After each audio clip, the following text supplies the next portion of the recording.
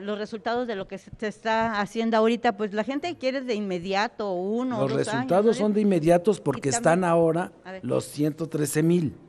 Lo que se está haciendo es que los que se van a incorporar tengan la oportunidad de profesionalizarse. Y el acuartelamiento de ayer de sus diputados, decían que iban a recibir como unas clases de adoctrinamiento. ¿De qué tipo fue? De adoctrinamiento.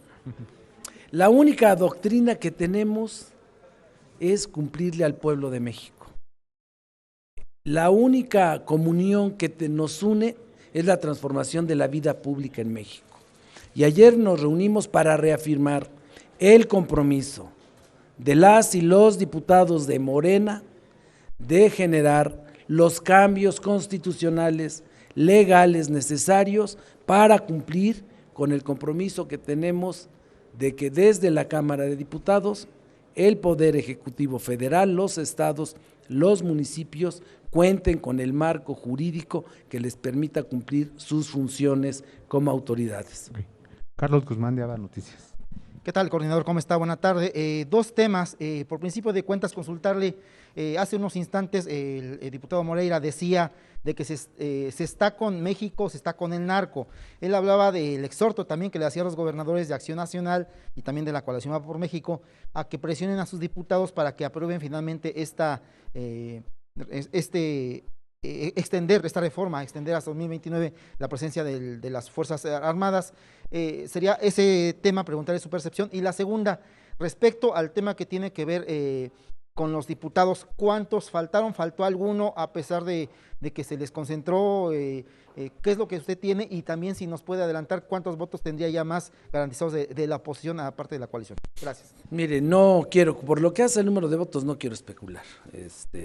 Vamos a esperar, están llegando las y los diputados. Nosotros, por lo que hace a Morena, que es mi responsabilidad directa y la coordinación con nuestra coalición, está prácticamente el 100% de las diputadas y los diputados. Los 2 o 3 ausentes se deben a asuntos de salud. 2 de ellos, uno tiene dengue y los otros 2 tienen COVID y se pondría en riesgo su salud. Uno de ellos incluso está en este momento examinándose, haciéndose las pruebas necesarias para ver si tiene oportunidad de llegar a la votación en lo general. Del resto es un asunto de la conciencia individual de cada legislador. Y tiene razón Rubén Moreira, el coordinador del PRI, o se está con México o se está en este sentido en contra de la seguridad de los mexicanos.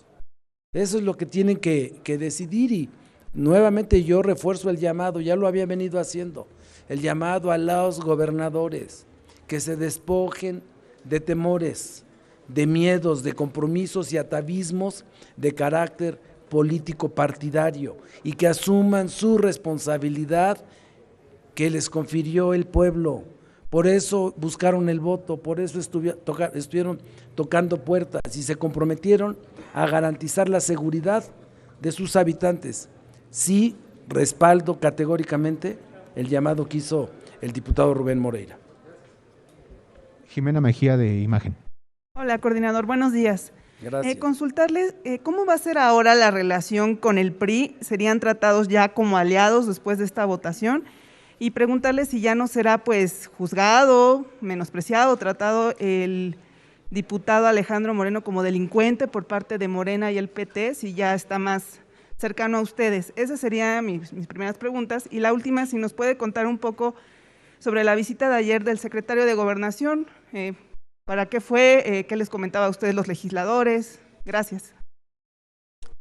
Bueno, por lo que hace al PRI y la alianza con nuestra coalición, no es una alianza política, no es una alianza legislativa, es un tema superior.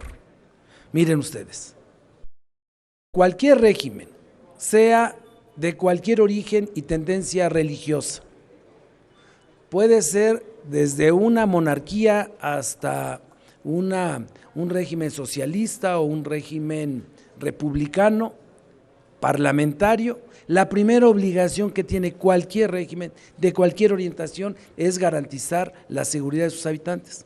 Ese dio origen al contrato social, dio origen al Estado.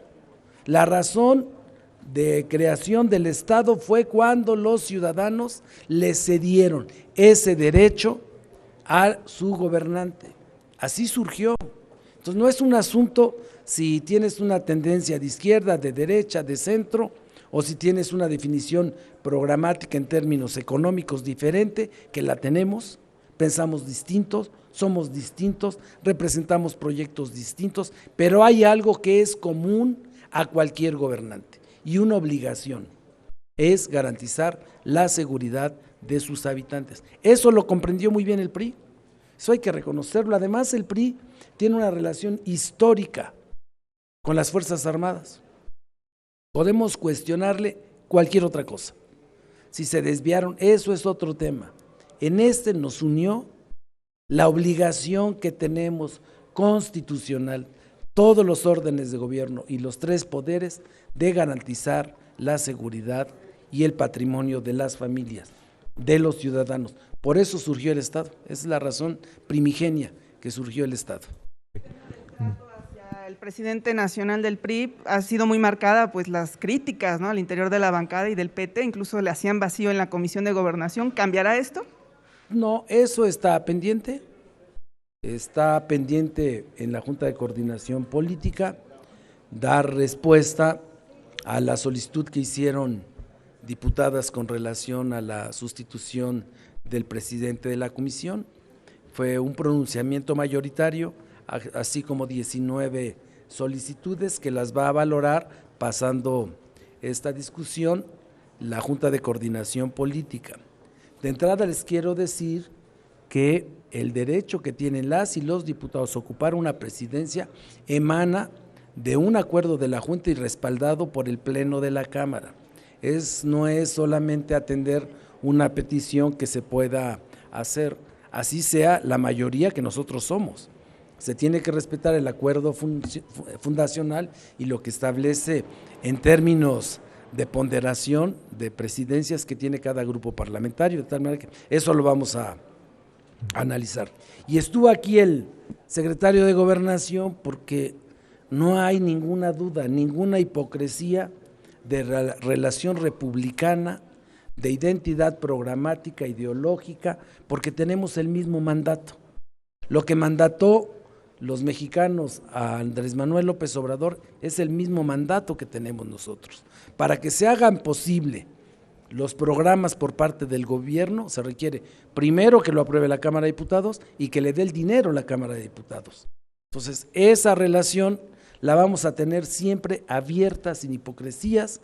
Él vino aquí de manera transparente, yo acudo a la Secretaría de Gobernación, nuestra agenda legislativa la socializamos con el gobierno de la República, incluimos lo que es de interés y consideramos que el grupo parlamentario tiene que incluir en la agenda y los temas del gobierno. Por eso vinieron acá todos los titulares de las secretarías que tienen que ver con la agenda que vamos a discutir de aquí al 15 de diciembre.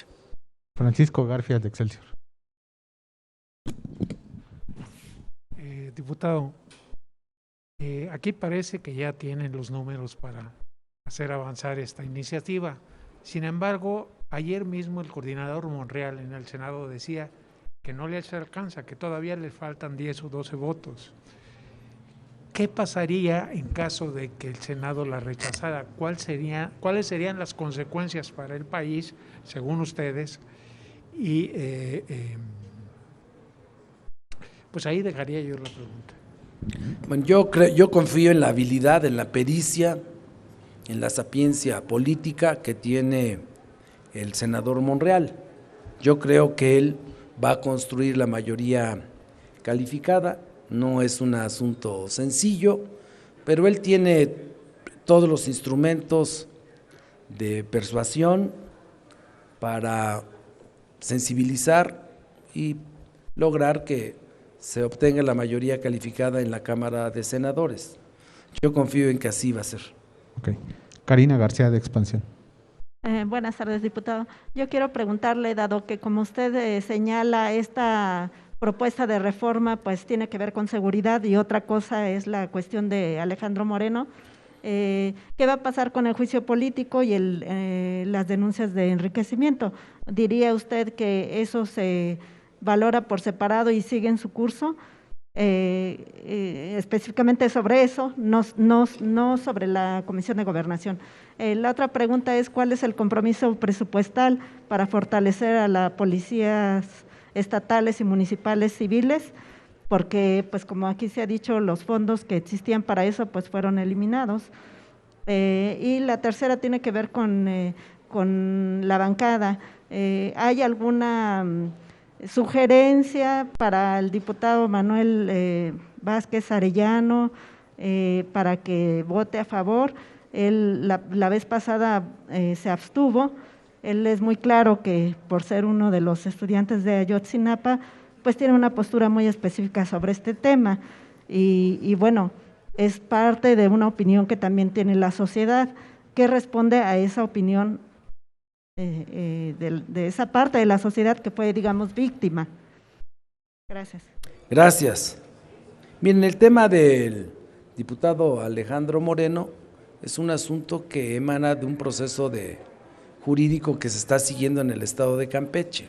A través de la Fiscalía del Estado hizo la solicitud para la declaración de procedencia, o conocido tradicionalmente como desafuero. Es todo un procedimiento, ya está nombrada la sección instructora, tiene a más tardar el 27 de septiembre que instalarse, después convocar a su primera sesión, solicitar a la Secretaría General, que tiene en custodia la solicitud, todo el expediente, analizar el expediente, y eso lleva todo un procedimiento, llamar a los que presentaron la solicitud, en este caso la Fiscalía, para que presente las pruebas que tiene para acreditar su solicitud. Entonces lleva todo un procedimiento que, se los digo, en el caso de los otros 3 desafueros que se atendieron en la anterior legislatura,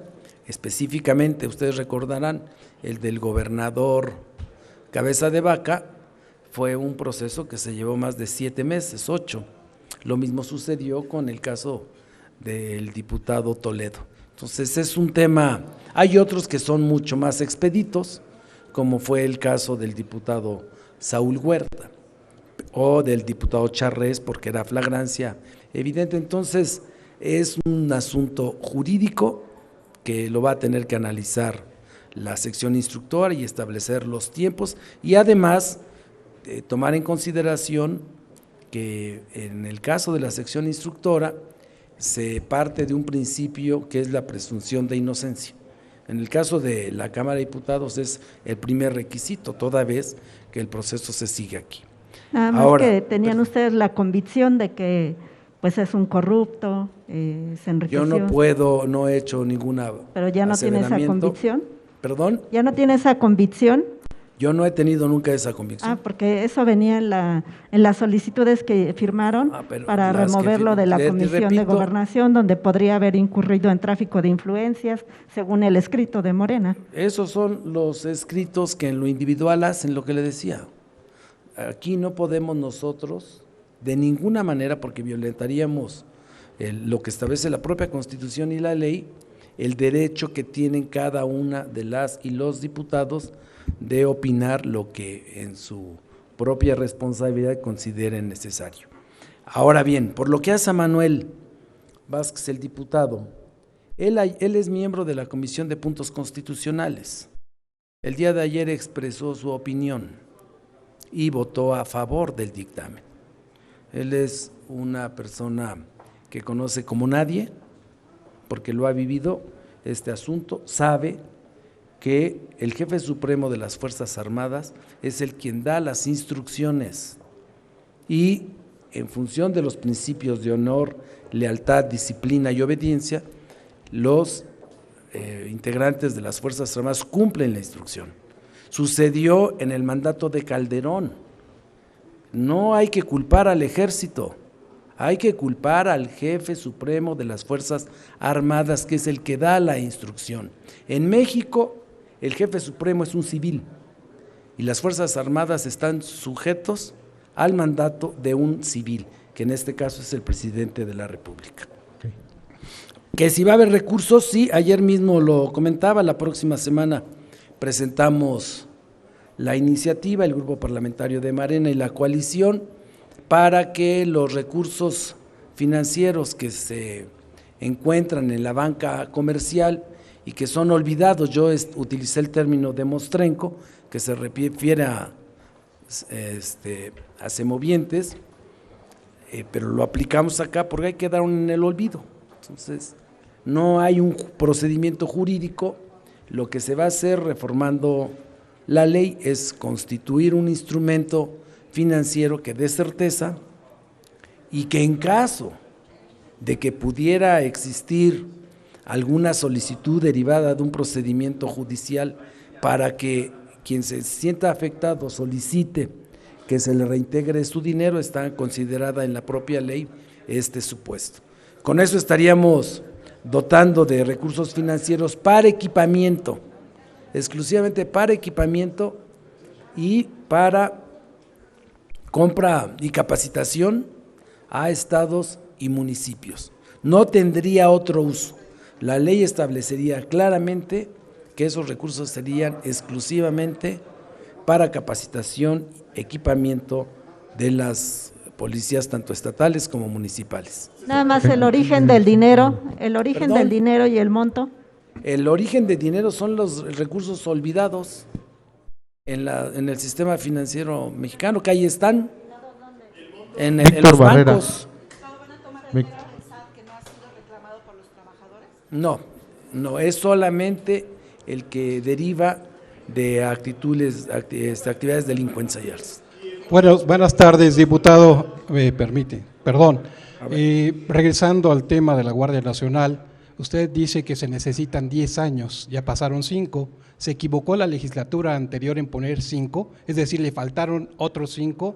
Esa es la primera pregunta. La segunda pregunta es, esa misma legislatura desapareció el fondo para la seguridad de los municipios, ahora ustedes la regresan. Hubo una equivocación total en la legislatura anterior que usted participó y sobre todo en el regreso o el que esté la Guardia Nacional en el Ejército, ¿qué garantía hay de que esta Guardia Nacional, después de que salga del Ejército, no cometa los mismos errores que el Ejército?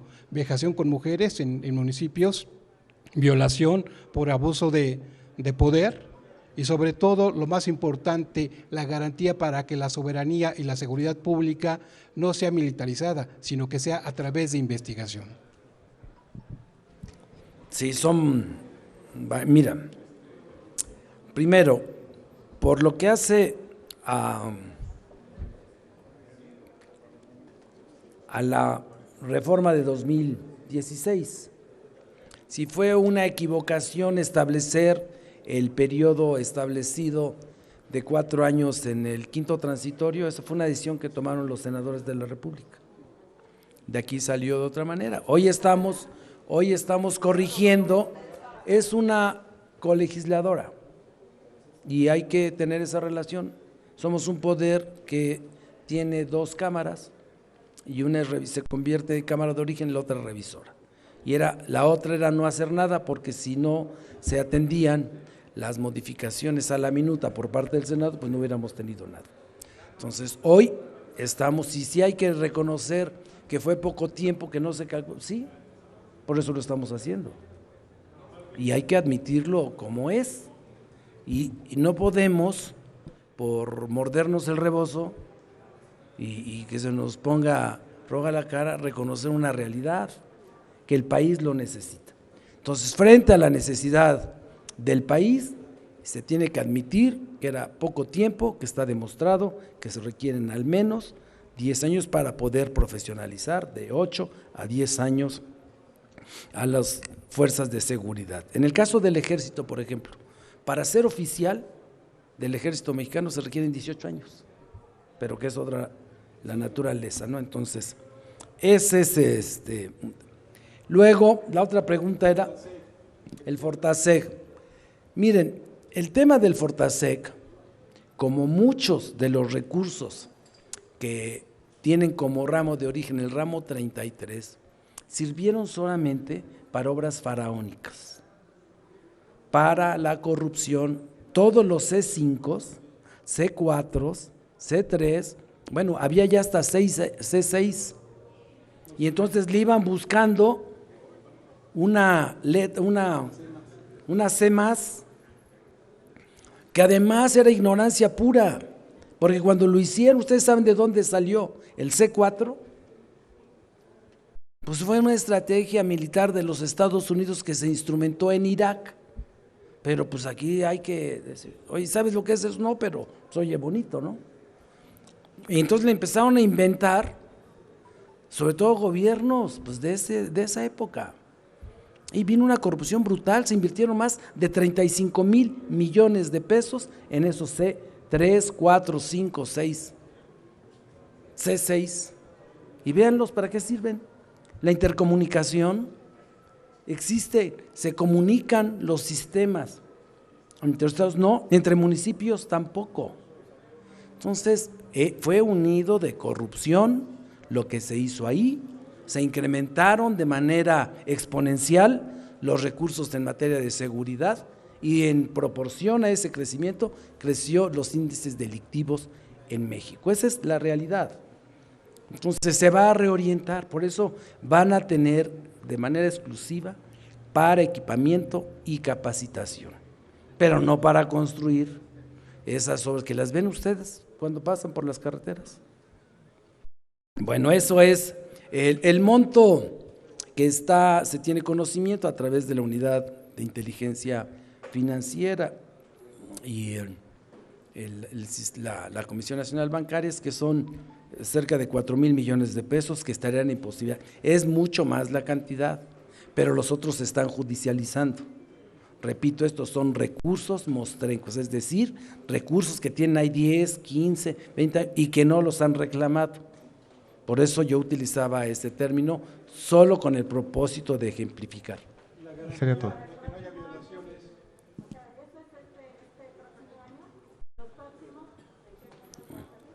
Vamos a ver los mecanismos en el análisis que el próximo 27 haremos del paquete económico que envió el Ejecutivo. Gracias. Sí, bajo las violaciones a los derechos humanos andaban en promedio arriba de 1,750. Para el último año son ahora de 140 a 200. Son una disminución significativa y se va a atender eso, incluso en la reforma que se está haciendo, se está incorporando este componente de derechos humanos y para los pueblos originarios. Los civiles. Gracias. Muchas gracias.